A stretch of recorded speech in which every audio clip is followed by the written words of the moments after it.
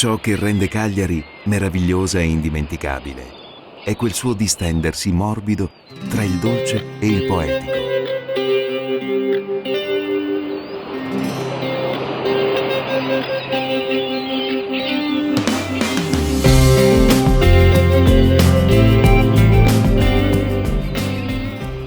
Dall'alto scoprirete più facilmente il suo mare, lontano e tranquillo dentro il suo golfo. E spiagge bianchissime e infinite.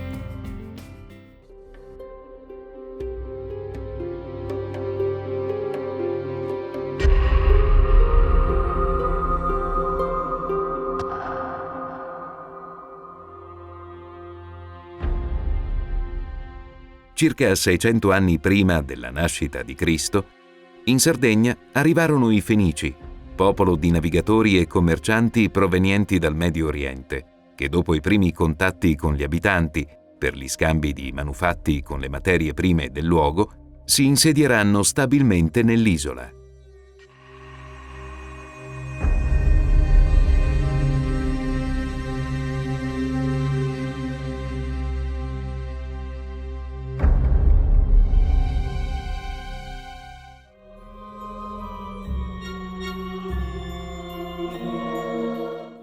A Cagliari, per le sepolture dei loro morti, i cartaginesi scelsero il colle di Tuvigeddu.